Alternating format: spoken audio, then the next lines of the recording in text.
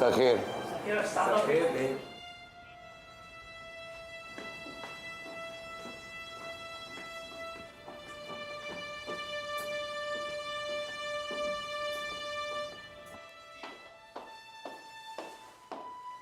تعالي تعالي تعالي اقعدي.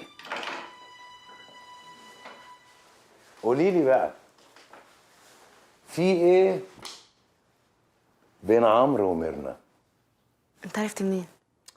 مش عايز لف ودوران، هاتي من الاخر، خش في الموضوع. بيحبها. من امتى؟ من امتى دي معرفش، بس باين كده من زمان. وبعدين ما تفكك يا دودو، هو هيفرق معاك في حاجه؟ اه يفرق معايا طبعا. يفرق معايا ان حاجه زي دي بتحصل وانا ما اعرفش عنها حاجه. يفرق معايا ان عمرو وميرنا ناس مقربين ليا جدا، لما يعملوا حاجه زي دي وما يقولوليش عليها يبقى في حاجه غلط. طب اقول لك على حاجه.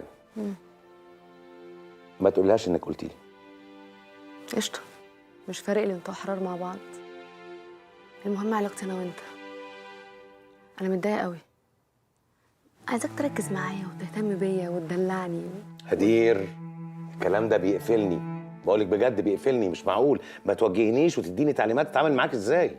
سيبي الحياه تمشي كده طبيعي احسن. اه، واذا كان على الاهتمام انا جايبك في الفيلم معايا. ده بجد؟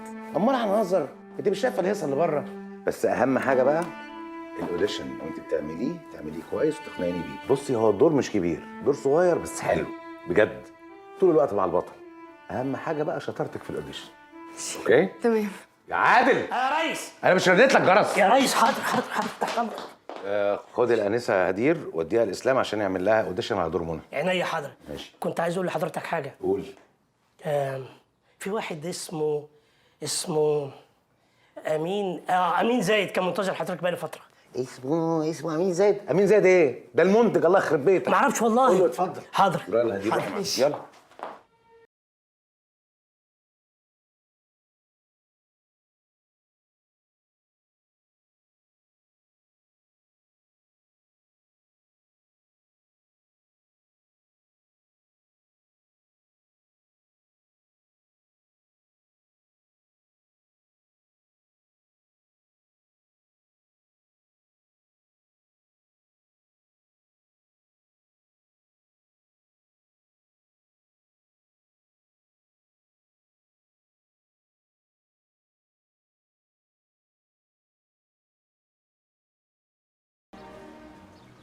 على فكرة انت بتاكل كتير ورا كده، مش هينفعني عشان مش عايزة اكل. لا والله خالص، يعني احنا كل الخروجات فيها اكل فعادي باكل يعني.